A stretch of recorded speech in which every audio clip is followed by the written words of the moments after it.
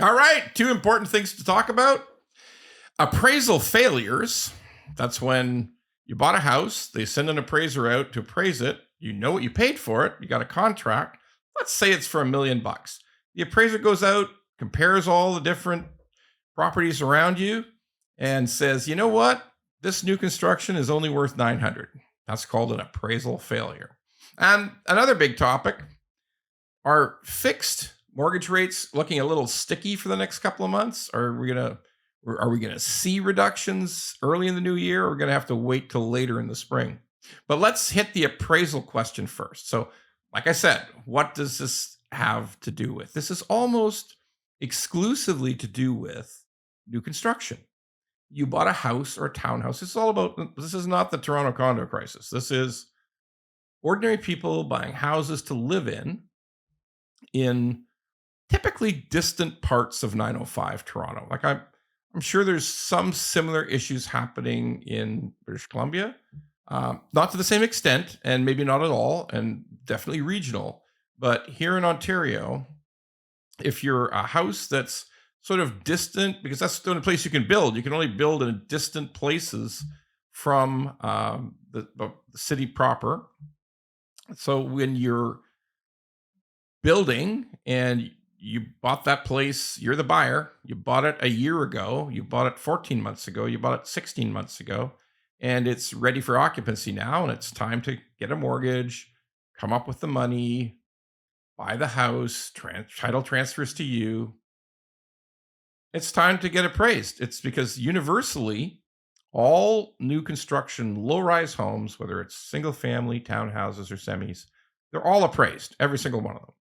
Because the bank also wants to make sure they're well and truly finished, like everything's done, like every little thing is finished in the house.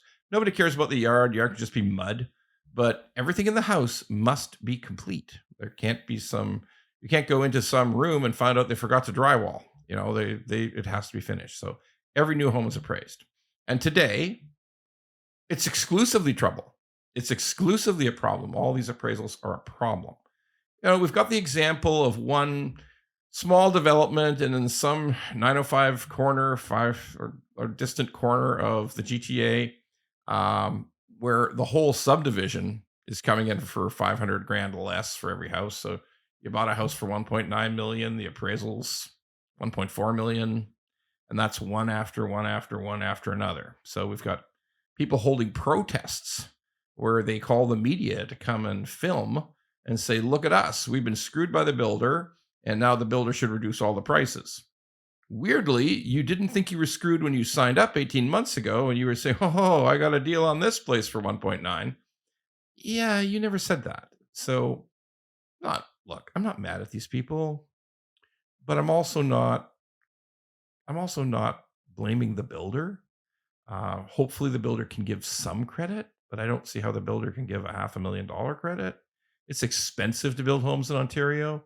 30% of every new home goes to tax, and I haven't heard about the government giving up their taxes, giving up their development fees, giving up all their levies and GST and everything else. I haven't heard of that. I know that's not happening.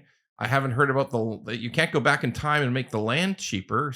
That developer paid big money, millions and millions of dollars for the land to develop the houses. There's no time machine to fix that. So no, I mean, what's happened is that all of these far distant homes have fallen. Like if you look at a home that was built 3 years ago, 4 years ago, some people paid in 2021, some people probably paid $2.5 million for 3,000 square foot homes in the farthest reaches of Newmarket. And that's far away from downtown Toronto.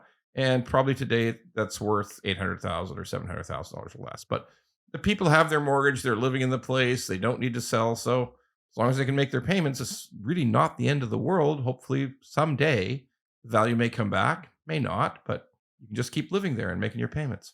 Now, we as a business see this constantly. We've had basically five in a row in the last 2.5 weeks, because this is a time of year where lots of builders like to finish. They know they don't like to, they want to finish building. They design their building process so they're finished in December, because you can close up the exterior and work inside from September on. and do all the finishings inside, and then it's ready to buy. Right, you bought it. It's ready now. It's finished. Come and get it. Get the mortgage, and we're going to transfer you the title. That's when the appraisal happens. So this is a very December, November are a very busy time for new construction appraisals.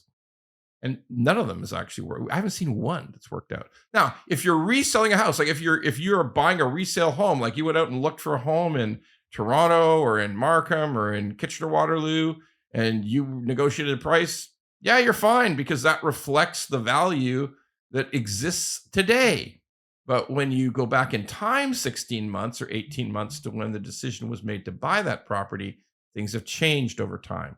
And now you're in trouble. So, of the five we've looked at in the last 3 or 4 weeks, all failures, like either 50,000 less, 180,000 less, 330,000 less.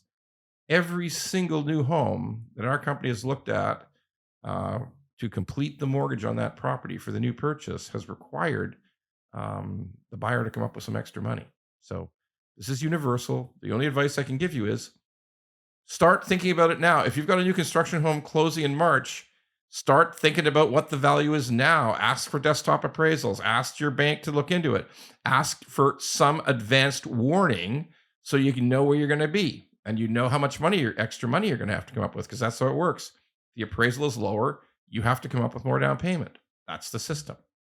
Now, if that wasn't bad enough news for those people, we're seeing for everybody who's buying and everybody who's renewing, we're seeing that fixed rates are staying a little sticky.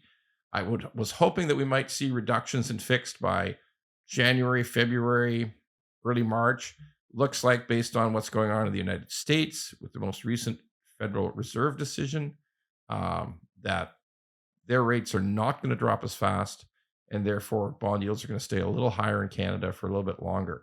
But the other truth is that the Bank of Canada will cut their rate again by 25 basis points on January 29th. That's going to happen. So once again, take variable.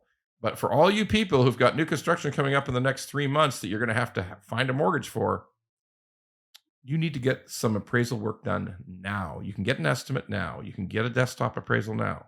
Go get it.